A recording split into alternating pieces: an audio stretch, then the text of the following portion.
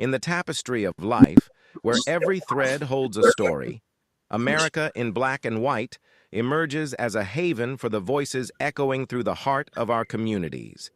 In this podcast, we wade through the rivers of our collective experiences, celebrating the vibrant hues of change brought forth by the whispers of hope and the roars of action.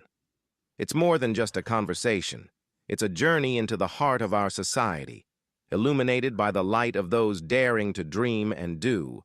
Join us, and let your voice be the melody that guides us toward a dawn where every color finds its place in the masterpiece of our shared destiny. Together, let's paint a future brimming with the positives that dwell in our minds and the actions that shape our world. Good evening, ladies and gentlemen, and welcome to another episode of America in Black and White. You know, I've come to believe that purpose is never an accident, that the men and women who rise, not just above poverty, not just above circumstance, but above the very gravitational pull of what the world has decided they should be. Those men and women were held by something the naked eye cannot always see.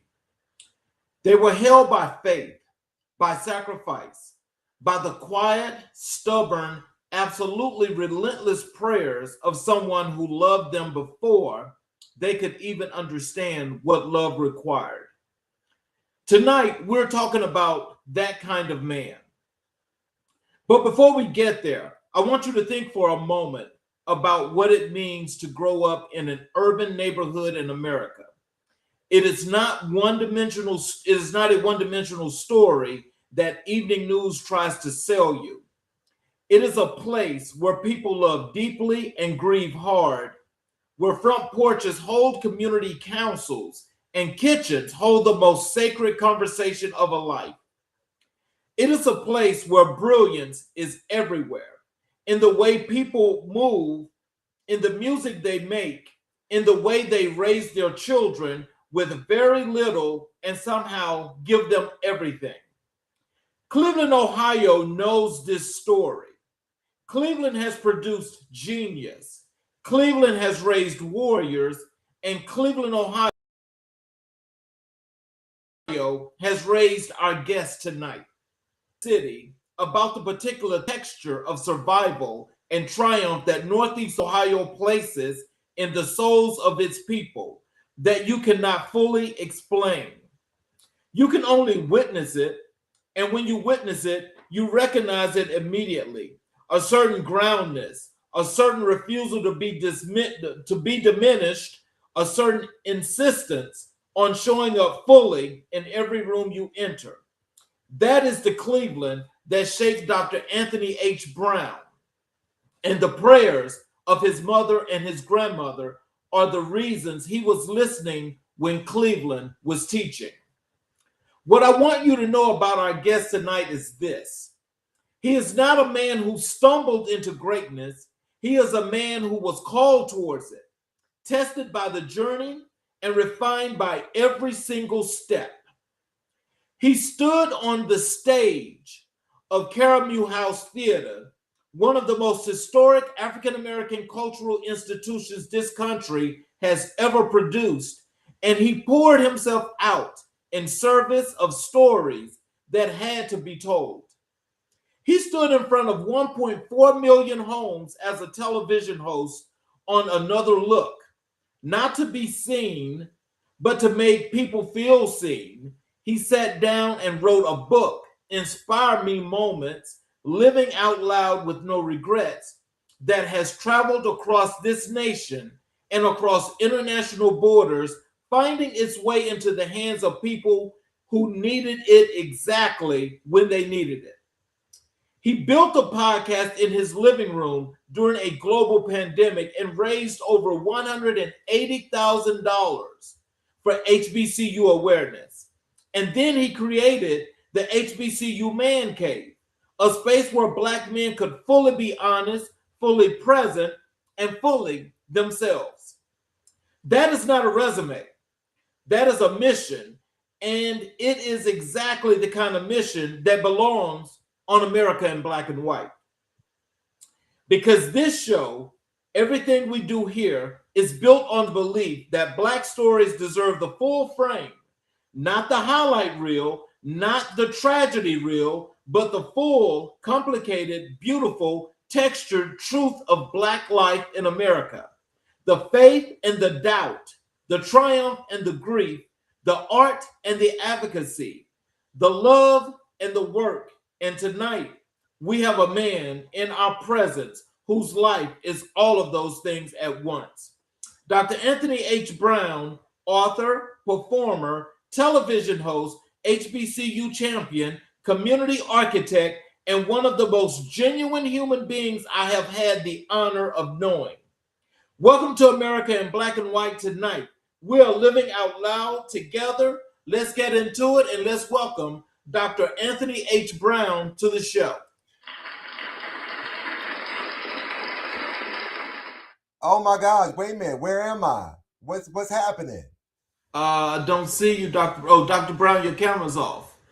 Oh no, here we go. Wait a minute. Bam! I had to come in hot for you real quick. That's how you make an entrance. How are you this evening, sir? Listen, I am absolutely amazing. I really am. I Well, won't look like that. Well, welcome to the show. And is there anything you'd like to say to the audience before we get into the show? You know what? Hey, audience. I hope all is well. Let's get into it. Let's get into some of this conversation today. So, what I like to do is first, I like to start with giving people the opportunity to get to know a little bit more about you as we delve into this wonderful journey of yours. Okay. So, can you take us back to the beginning, the neighborhood, the block, the world you grew up in? What did it look, sound, and feel like? And what do you want people to understand about where you came from that they might not assume? Okay, now see, listen. The neighborhood. So, oh wow. Like many of my classmates, counterparts, people who look like us. I was not born with the silver spoon in my mouth. Okay, and we was from the neighborhood. Mhm. But I'm thankful I had a mother and a grandmother who were resilient enough to be like, no, we got to do something better.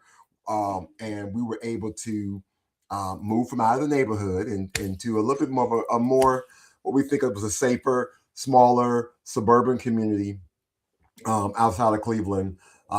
Again, not saying that we moved up, we just moved over. So we were not the Jeffersons. But a little bit better than where we were, so we might have been off now I ain't gonna say Skid Row, but we were in that, it was a rough part of town where my mother and grandmother was at, and so we were able to thankfully get out of that space, and and actually I'm thankful. I am now, I've been in my childhood home. Here I am, I'm 56 years old, and I still live in my childhood home. Wow. So, what was the one thing about that environment that surprised outsiders most? The neighborhood I came from, or where I am now? No, the neighborhood you came from. It just didn't. I don't know if my mother and my grandmother saw it. It was a place that was going to flourish. It was a place that was going to fully embrace a man of color and to really push where, as opposed to just going through status quo and this is all we got and this is the woe is me. My mother wanted something better. And so she's like, in order to do something better, to want something better, you got to do something better. And so she worked hard, and she got me out of there. My dad was around, but just like the songwriter said, Papa was a Rolling Stone. Well, I have a comment here. You can respond to these if you like. This is Carol. I put her on the screen, and she says "Black Magic."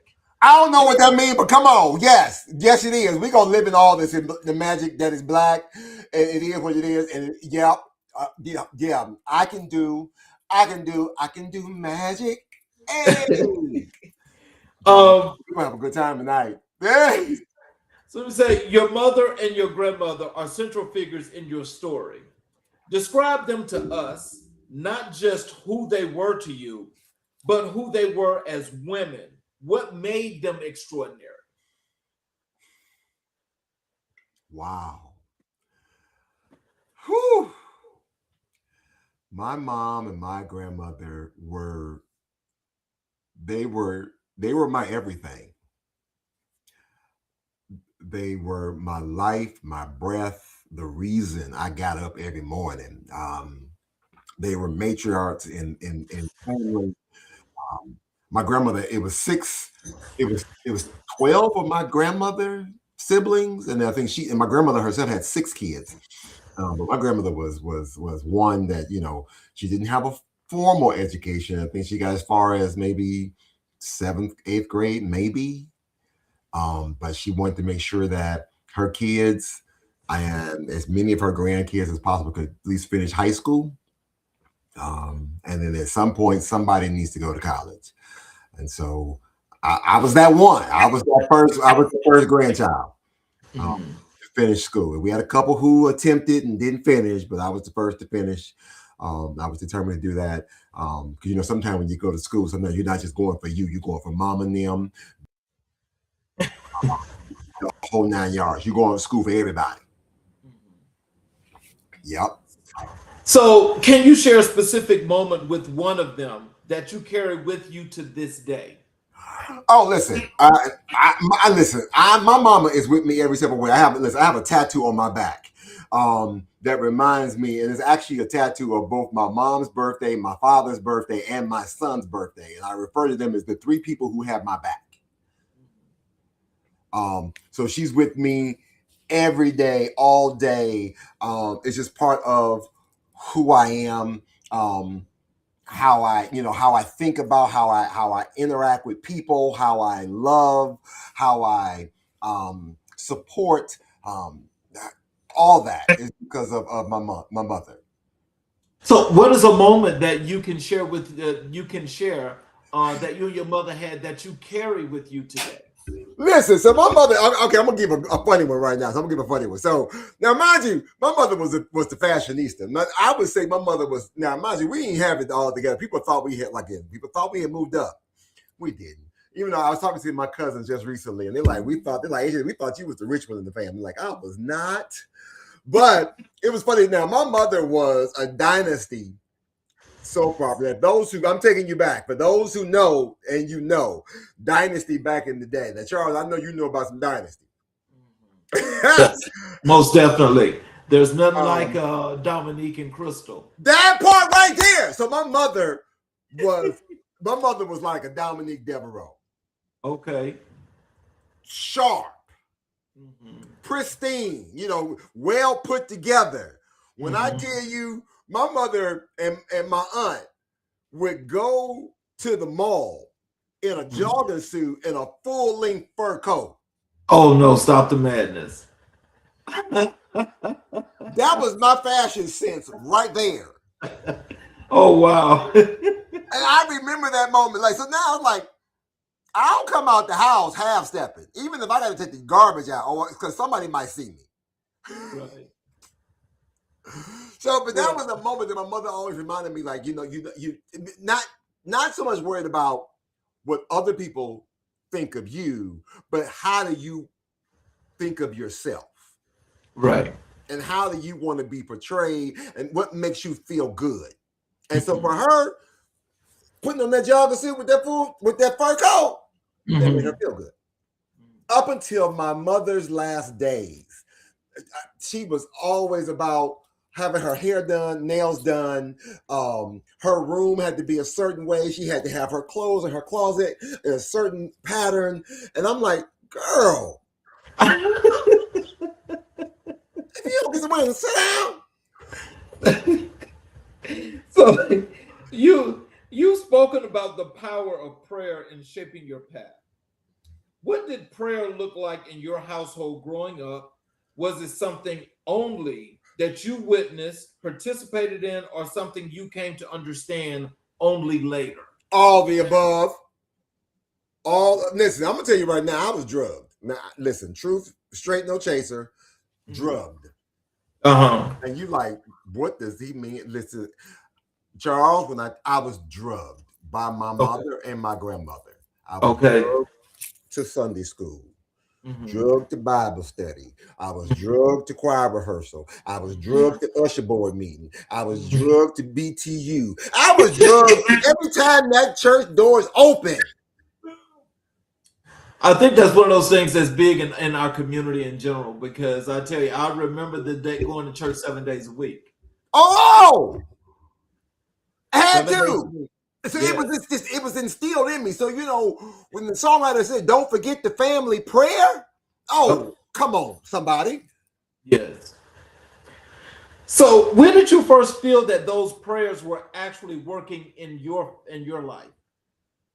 I think it had its ebbs and flows. I think the power of prayer was always constant. I don't know if I always recognized it until maybe after the fact when you were in trouble and be like, or you might have realized the danger seen or unseen, and you like, oh my gosh. It was like, you think about like, had it not been, or you think about, Lord, forgive me. And and just that that mistake, that it could have been worse. Right. Come on, somebody. It could have been me. It should have been me. Right. Had it not been for the blood. So I think that there were moments where I don't always realize that, that was that prayer. Not whether it was from mom and them, it was a prayer that the pastor gave. It was the prayer that, maybe just a little, Lord, forgive me. But it's the fact that there were some days where I didn't even realize the power and the impact that it had. Until sometimes you go back and you sit and reflect like, even just this morning, I was running late to work, and I got at this one light, and there was a car in front of me, and I was tempted to just going around that car and just speed on past and go about my business, right? Right. And I said, Lord, maybe I don't need to be, maybe I should just take my time today. Sure enough, I waited till the light turned green, the car went on through, and I went on through. On the opposite side of the light was the police. Oh, wow. Now, mind you, I normally run that light. I ain't even gonna hold you. I normally run that light. Right. But today, I said, no, you know what? It is what it is. I'm late. Lord, I ain't gonna make it on time. If I'm late, I'm out just gonna be late and stop and give me a cup of coffee and mind my business. So, you watch peers around you go in very different directions. You did not have to go far to see the pitfalls. What, in your honest recollection, kept you from taking a different road? Was it a decision, a relationship, or something more spiritual? I think I was just scared to go to hell. Down for real. I think it was just the whole thing of just going to all of those Sunday school classes and Bible study and Baptist training unit. I didn't want to go to hell. And I was scared that if I make a mistake, I make one mistake, I'm going damnation, and I didn't want to do it. So I'm like, I'm just going to just try to do my best to stay on the straight and narrow as much as now. I ain't going to say I was the smartest of the bunch now. I ain't going to say that part. But as far as some morals and values, I'm going to stay on the straight and narrow as much as I can. So I want to say hello to all of our guests that are joining us tonight. Thank you all for joining us. And we're glad that you guys are here, and I want to welcome you to put your questions and comments in the chat. Again, here's another comment for you on I see the black magic again. I don't know what it means, but I'm here for it. Yep, she's black magic. And so can you tell us, is there a specific person or moment that represents a turning point, a fork in the road you clearly remember? Well, see, I would say there's probably multiple forks in the road. I don't even know where we could even. I don't know if that might be a fork in the road in high school. It might be a fork in the road when I was in college. It might have been a fork in the road during my marriage or my divorce. It might have been a fork in the road when I was going through just life. So, Charles, there's so many forks in the road. So I'm gonna give you. So I'm gonna go back to high school, right? I use this first one, and there may be some others. And actually, I talk about him in my book. Actually, his name is Hal Patillo. He was not Hal Patillo. That's Charles. Hal Johnson. He was he was my social studies history teacher, and this man had the audacity, the nerve, the unmitigated gall to tell my mother during a parent-teacher conference, "Well, Miss Brown, you have a wonderful, amazing, energetic, talented son. I wish he could use the same creativity and skills that he uses in theater in history class. If he can learn every dance routine, every song, every line from the play, because at that time we were doing The Wiz. If he can do all that, he can learn this history." I was so pissed off at Mr. Hal Johnson. Like, who the hell do you think you are going to tell my mama what I can and can't do? I don't want to do this history.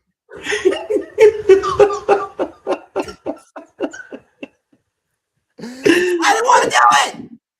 I understand. But he made so much sense. At the time, I didn't understand it. I couldn't see it. I wasn't receiving it. But he made so much sense. When I finally got to undergrad, when I got to Bethune-Cookman, I was writing about, we was in one of those English classes, I had to write about a teacher. I ended up writing about him. Wow. About how he made an impact on me and during that time in high school. And so I ended up coming back to my high school years later after I finished undergrad school, right? And I ended up working at my high school. Right. And so he became one of my colleagues. Oh, wow. Yeah. And so then so he was also, Mr. Johnson was also like our student council advisor for like forever and a day. And when I came back, he kind of took me under his wing and he groomed me. He showed me all of the things, woo-de-woo. And then he ended up passing the torch to me. So I served as student council advisor for a number of years, all thanks to the man who challenged me in, learning transferable skills. If you can learn how to do it over there, then you can bring those same skills over here. Here's another great comment for you here in the chat. Loving the energy, outstanding guest. Oh my gosh, thank you. I'm TV360, add me at 5. Thank you so much for watching and listening and then just being part of the conversation. At what age did you first feel that you had a gift?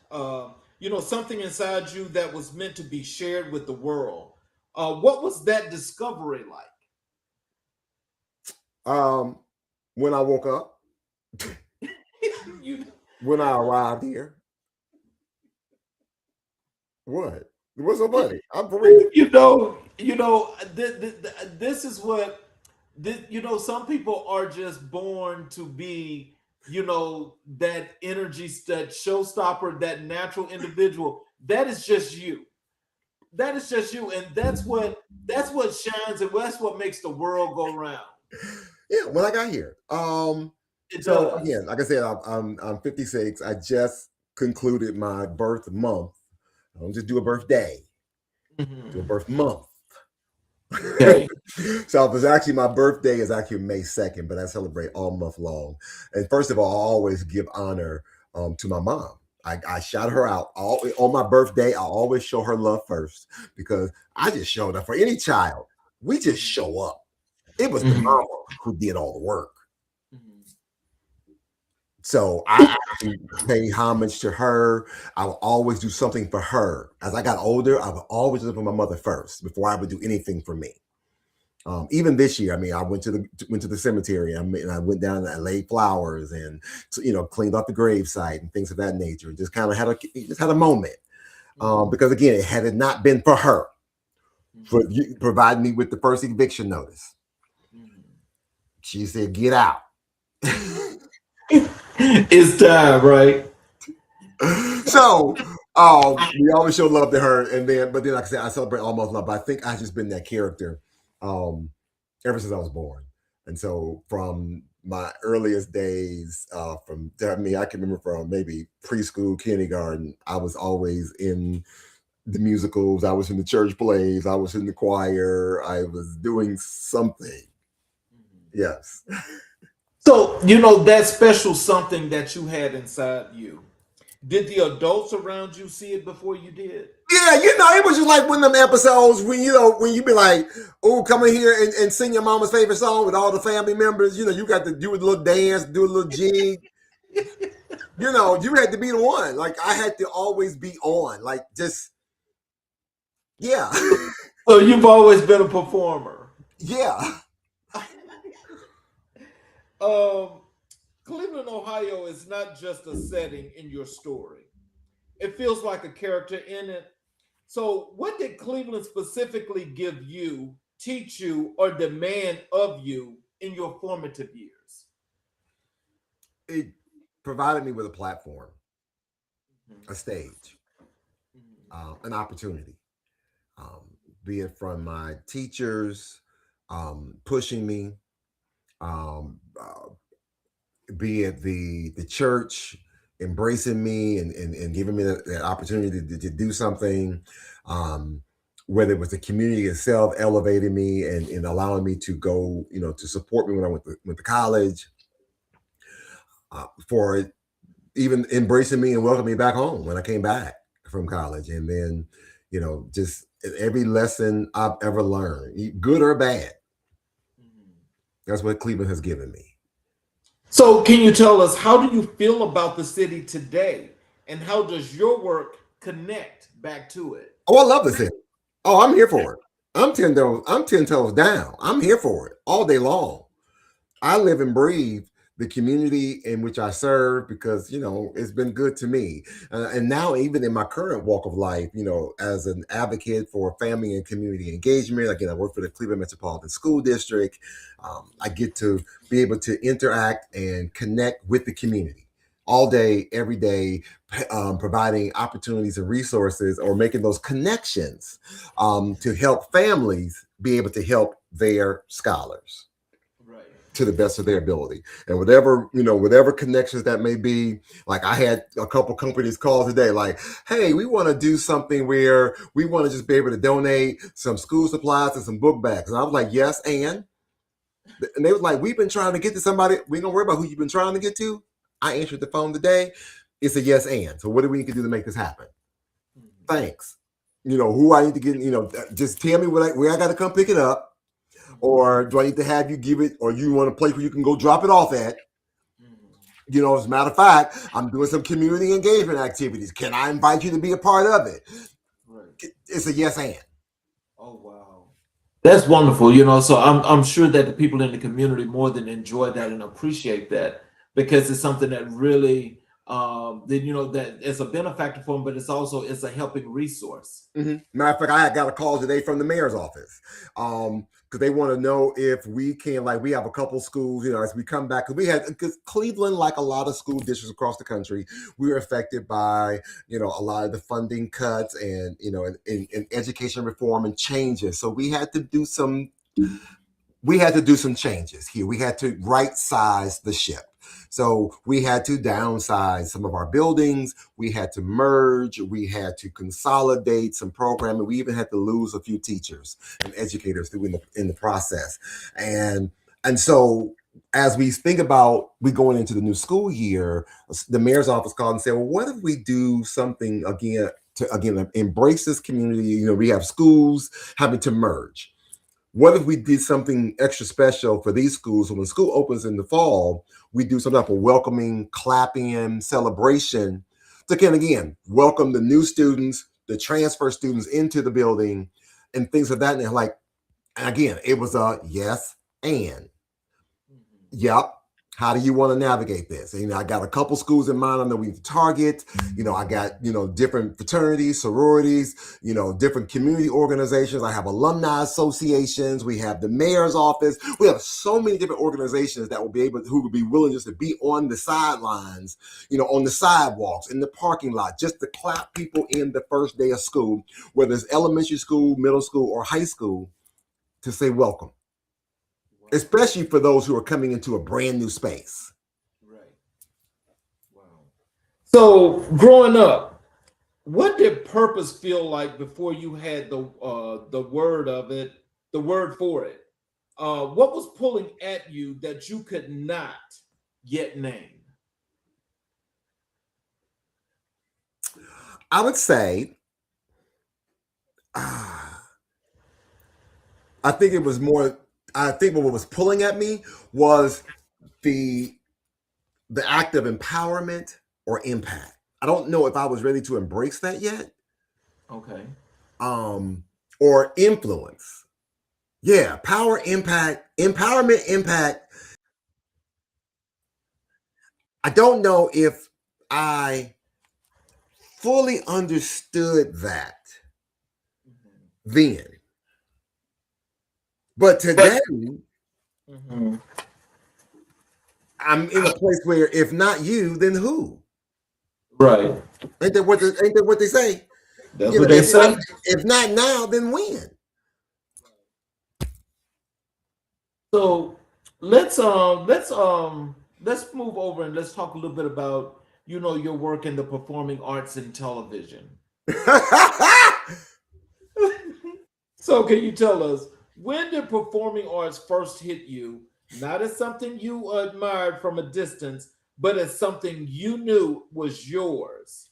What was the moment, the production, or the experience that cracked you open? Oh my gosh, Charles, I'm thinking about, there are so many memories that come to mind. Kindergarten, being, when I was in elementary school, we used to do the school-wide musical. And every year from kindergarten, I was always in the production of doing something. But I want to say that I had to be maybe fourth or fifth grade. My mother took me to my first Broadway musical. I think, again, it was The Wiz that was on tour. So I remember when Stephanie Mills, I'm going back. Okay. Okay. Stephanie Mills. Yeah, I'm going back. I can remember that. I remember that musical vividly.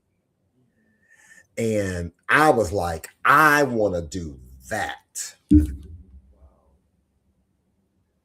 So what was it about that actually captivated you and drew you in?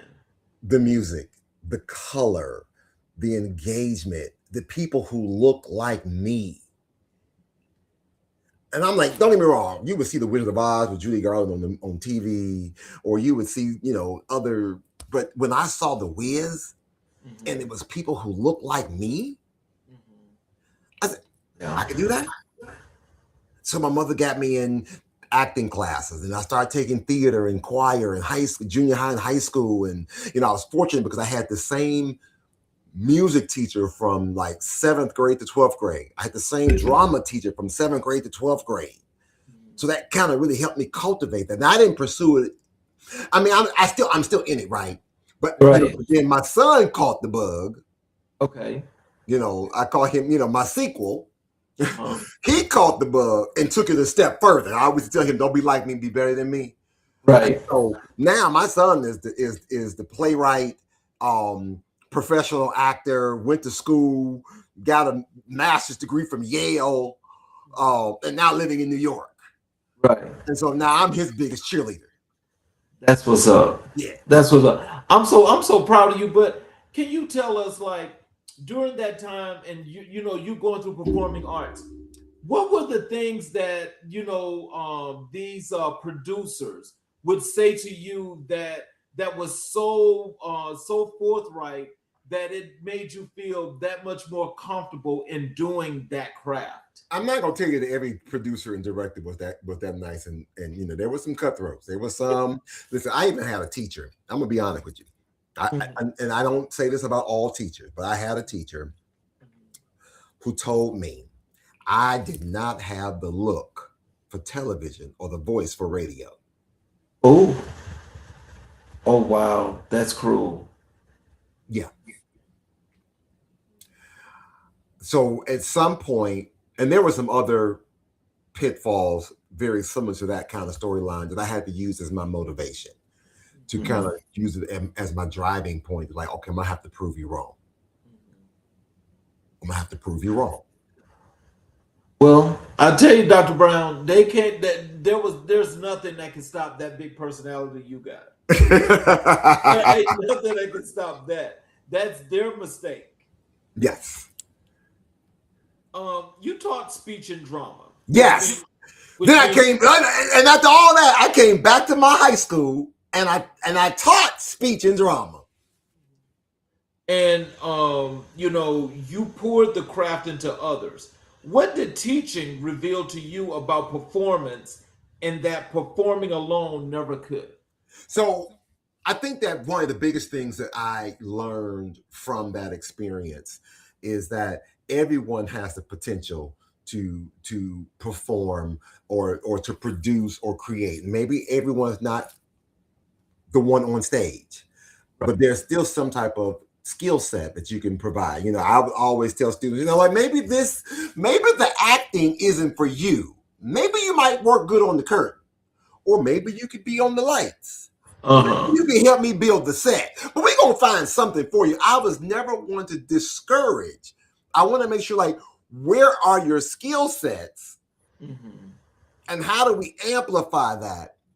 And how do we also still coach you in other places? I had a young lady. I was so excited for her a couple of weeks ago. This is about a year ago. She actually, her and I ran into each other because she was actually doing a stage reading at a local theater, and I went to audition. Right. Okay. Had no idea at the time it was her. Got there, and it was Deshonda Ash. That was her name. Her name was Deshonda Ash. Yeah, I'm gonna put it out there. And I was so excited to see her because she was one of my students.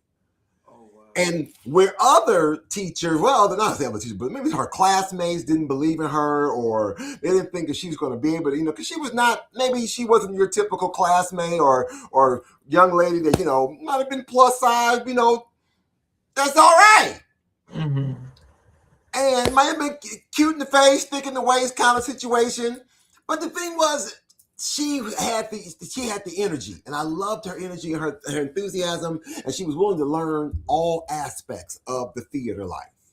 She ended up going to college in theater and public speaking and that sort. And so now, she's been doing some different shows locally across the country, other local theaters, community theaters, things like that. So she actually wrote a play, and I went to the audition.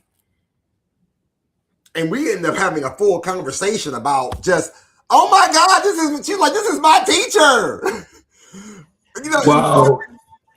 And we just kind of had a moment and just like, let's just play catch up real quick and just talk about what's been happening.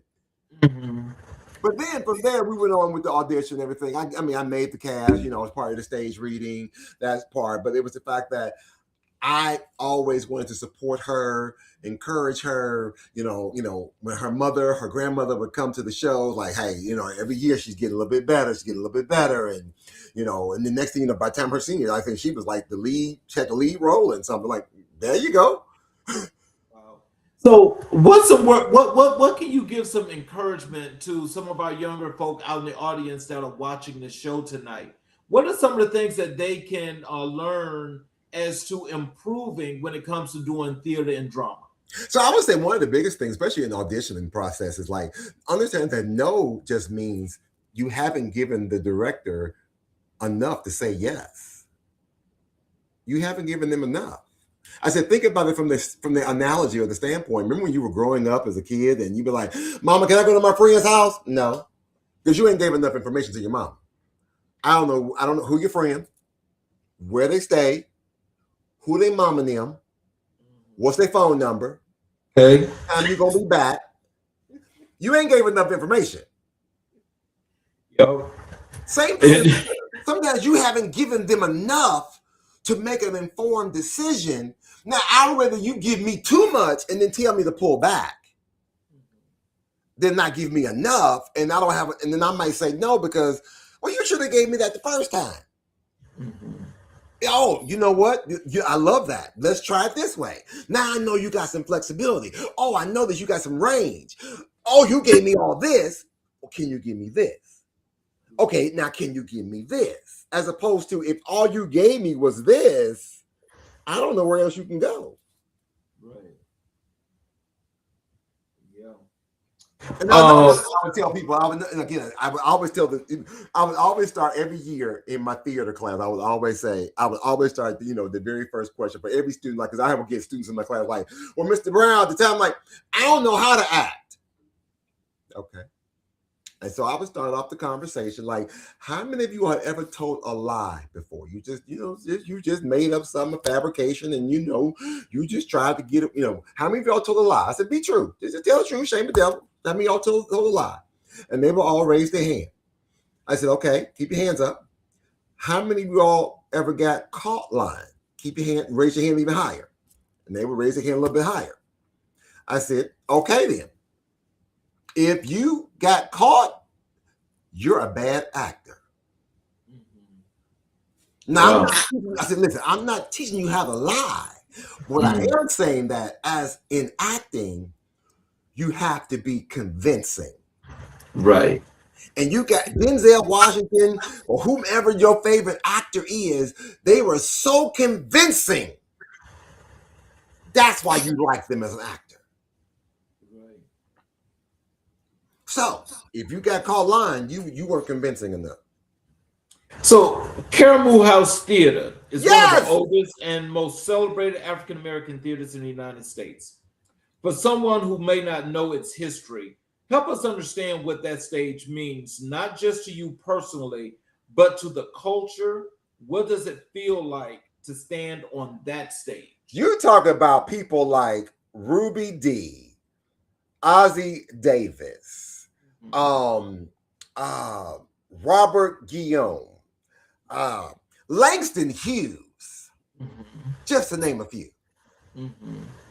There were so many more greats that have come through this historic landmark of a place.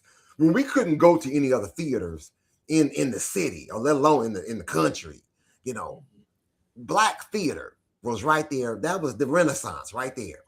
Yes, so to be able to work and to perform on that stage, I mean, there were years, like I think I had 1 year, I think a couple of years, I think I was not working in education for a while. I think I did like 2 years straight of just straight theater. I just went from show to show to show I was just back to back. People were like, "You's a regular?" You would thought I was. Right. Whether it was a short play, a musical, a straight standard play. I mean, I even had a chance where my son and I actually got to be in shows together. So that was wow. Oh yeah. What was that like? Oh, that was amazing. So I think the very first show my son and I did was 12 Angry Jurors, or 12 Angry Men for some. And it was amazing. And so my father at the time, he came to see it. And he was because again, my father didn't really understand theater. I mean, he was around, but he didn't live with me and my mom and my dad, my mother and my grandmother. So it was, but my dad was around, right? And so when he came, he was like, "This is what y'all do." He said, "Oh my God." He said, "Y'all good." He said, "Y'all really good." Because he had no idea. My father really had no idea, what it took. So what does the audience at Caramoo bring to a performance that other venues do not? Listen, I love the audience at Caramoo.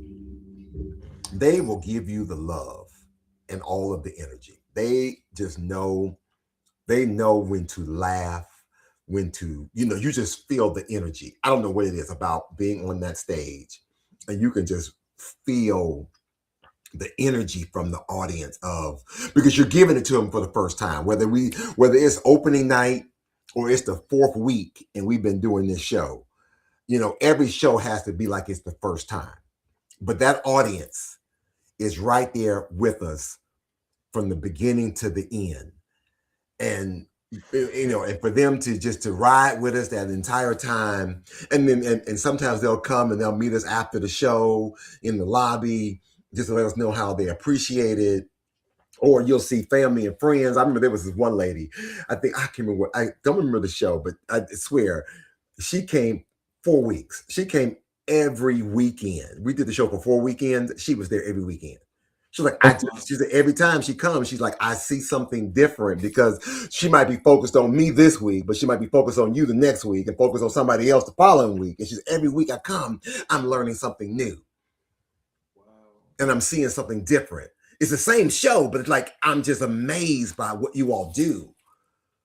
So that venue was just magical. Oh my gosh. Yes. I mean, and to the point where you would think like there would be days, even as a cast, it was like, are we ready for this? Is this gonna happen? And then all of a sudden, like almost like theater magic. Opening night, boom. I remember there was a show I did. I think I literally was still in the script the day before the show. I was like, I don't know, there was like some lines or some songs. I just could not get it right. I was still struggling with the choreography and something, but something magical happened opening night.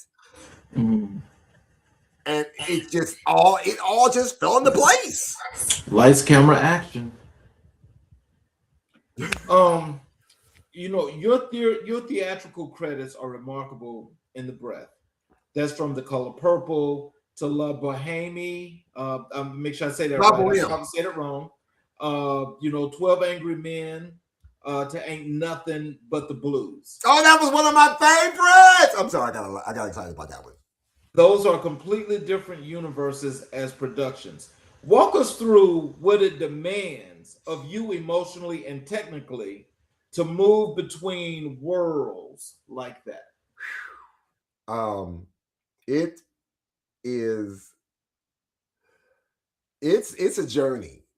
So I remember one time I was doing Aladdin on one theater, but then I was doing another show in another theater, and we were in rehearsal simultaneously. And there was a moment like almost like code switching because I had to remember where am I and all that, because you just got so much going on in your mind. And so the point, I think there was one time I was in rehearsal and somebody said something that triggered an Aladdin response as opposed to, let's say, a Color Purple response or something, or whatever it was. But I'm glad it only happened in rehearsal. It was there was some moment I had to do one show. I remember one show that my son and I did, another show we did, and we did this whole show in blackface. It was a very race-related kind of show and was very, very caricature, very Jim Crow-ish. And him and I were both in white. Well, actually, we were both in whiteface, and we were just having to unpeel those layers of what was happening to us as a community, as African Americans in that time period, and that every night taking off that makeup was so. It felt so traumatic. Having to take off this white face every day, and to try to come back into the real world as opposed to being in this other generation. Right. It was hard. It was hard at times.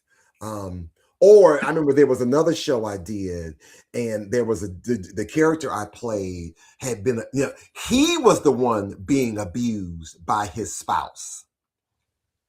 Wow. And he was ready to give up, throw in the towel, where at the end of the show, he goes in this whole monologue about why he just hates life, hates everything. Told his coworker, go on and shoot me. I don't care. Just take me out. It's probably going to be better than what I've been through. And just to having to find a moment in my own life to tap into, to become this character, to pull the tears. I mean, I remember every night I'm crying my eyes out like I was that guy. I remember posting a picture of me after I had done my makeup with the black eye and the bruises and the cuts, and I had posted the picture on social media. I use it as a way to kind of promote the show, right? But I didn't. All I did was promote the picture, and I kind of quoted a line or two, and everyone thought it was at that time they thought it was my ex-wife, and they was like, "Where you at? We on the way? How dare you?" It's so real. And Wow. even on Facebook, I'm responding as if I'm the character, Okay. Okay. and people were so like, "Oh my gosh, what is happening to Anthony?" So when did you get out of character?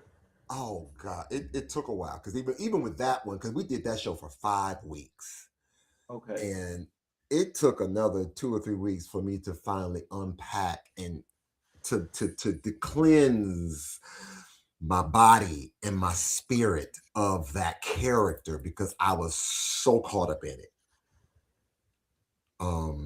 That was a hard one. Yeah. 'Cause So they were mad at her and she had nothing to do with it, but they just didn't know that because it was so real. It was so real.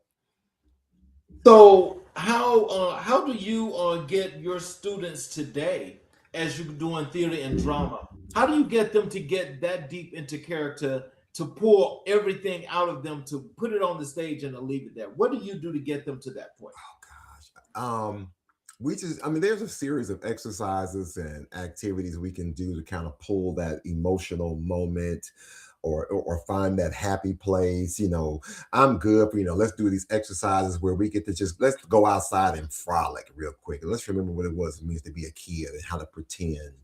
Or if it's one of those serious moments, how do we tap into a memory that you can connect with?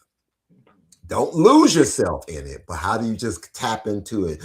Was the first time your mama told you no, or you got in trouble, or maybe you got a spanking or something, or I don't know, just where can you, or maybe a death in the family, and maybe that's a traumatic moment. That what did it make you feel like? Let's unpack that. So it became very therapeutic at times.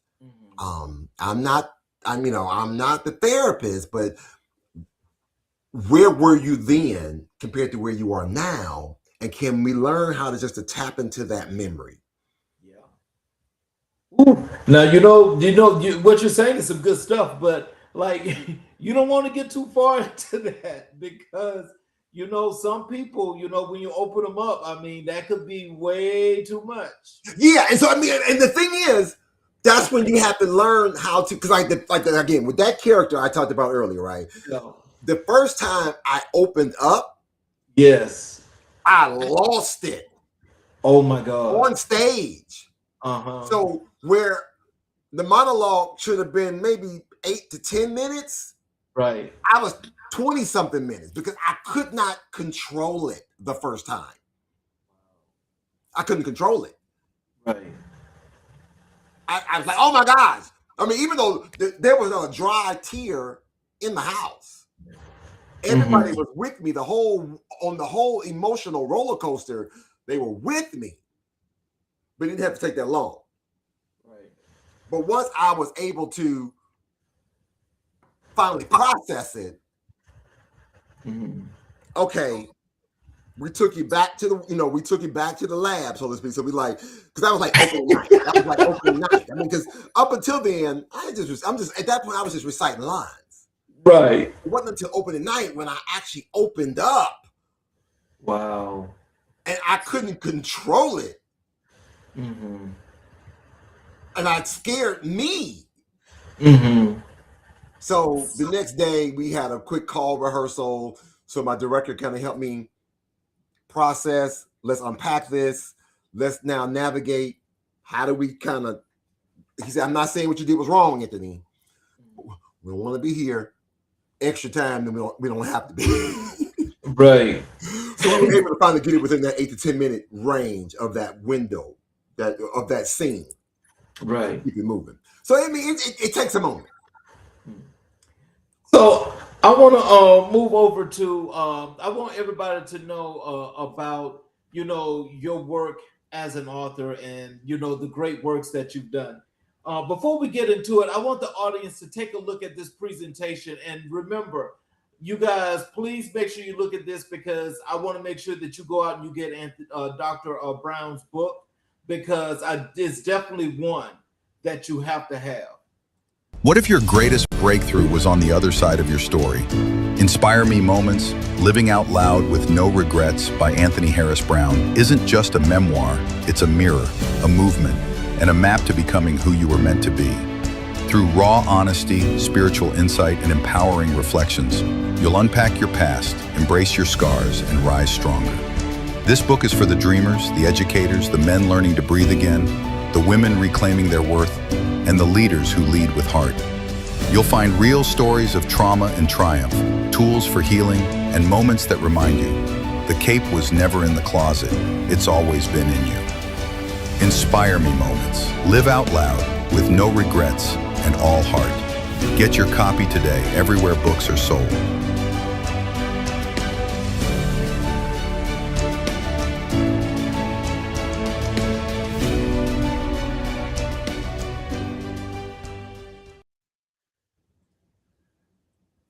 So that is, you guys go to www.aharrisbrown.com and purchase the book. First of all, Dr. Brown, tell us what inspired you to write this book. Wow. I have been wanting to write this book for a long time. Okay, so I started writing it many moons ago, and I would put it down, start writing it again, I'll put it down. And again, understand something, for those who ever wanted to write a book, it's not the traditional where I used to think that, you had to lock yourself into a room and you had to, you're writing all day, or you got piles of paper in the trash can and you just pulling your hair out. I ain't got no hair. You're just trying to figure out what to do. You know what I did to help write this book? What's that? I would pick up this phone,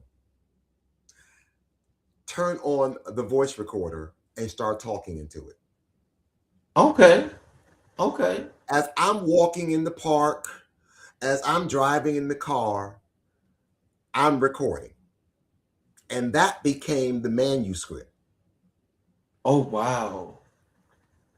Oh, wow. So how we now, that's unique. And I'm starting to hear that this is what a lot of people are starting to do. But I've never thought to do that when I did mine. But why that way? So, because I was still debating what I was going to do. Now, mind you, also, again, one of those ram in the bush kind of situations. You didn't prayed about it. You didn't sent you the answer. You ain't realized what the answer was. So, mind you, there's a part of the book. You got to buy the book. Y'all, you got to get the book. So, but in the book, in the book, it's right here. So in the book, I talk about part of the book is a self-help book. It's a motivational book. It's a guide. It's a tool to help, hopefully, for you to be a better person. I sit before you today, and again, sometimes people won't even realize this, but I sit before you today, humbled and blessed that I'm able to sit here virtually and talk with you. There was a moment in my life that I had lost my mind, lost my wife, lost my job, lost my mama, lost my daddy. Oh, wow. Lost my home, lost everything. Oh, wow. And through that, depression, anxiety, all of the things started happening. I had gotten to a point where I was 450 pounds. Mm-hmm. I have a tattoo on my arm. Right. There it is. It talks about, this represents, it's a set of dumbbells. On real close, it says 450 pounds. And people are like, that's how much you bench press? No, that's how much I used to weigh. This tattoo is a constant reminder of the weight I used